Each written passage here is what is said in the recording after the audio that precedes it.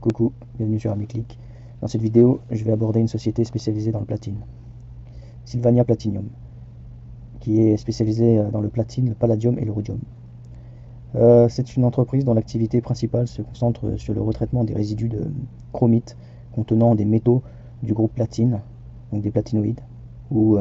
PMG, Platinum Group Metal. Cette activité implique la récupération des platinoïdes à partir de résidus miniers, un processus qui permet de recycler des matériaux qui autrement seraient considérés comme des déchets. Leur approche est orientée vers une production à faible coût, ce qui leur permet de se positionner comme un producteur à coût unitaire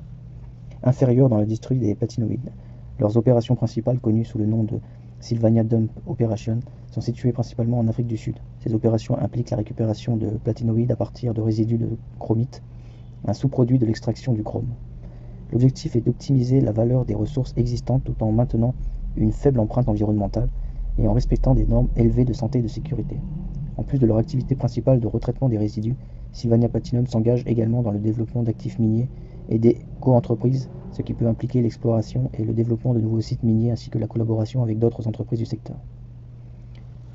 Ce qui concerne les activités de l'entreprise financière, l'entreprise a en 2023 un chiffre d'affaires de 130 millions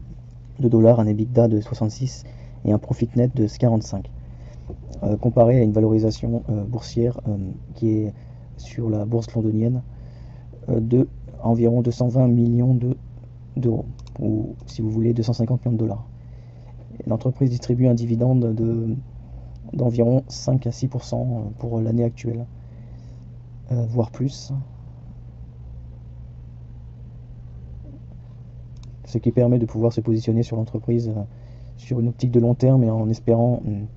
une revalorisation du platine qui est parmi ses plus bas par rapport aux autres métaux précieux et industriels, sachant que le platine a une utilité industrielle multiple. Donc le platine ne devrait pas non plus continuer une baisse constante, et même au contraire, je pense personnellement à un rattrapage important de ce métal, sachant qu'il a, lorsque j'en ai évoqué dans une précédente vidéo où j'ai traité du platine en général, il y a un peu moins de 2 ans, il y a de forts facteurs de pénurie, c'est-à-dire que plus de 80% de la production se trouve en Afrique du Sud, donc une grosse dépendance par rapport à un État, et 15% en Russie, donc une grosse dépendance de ce métal par rapport aux BRICS. Donc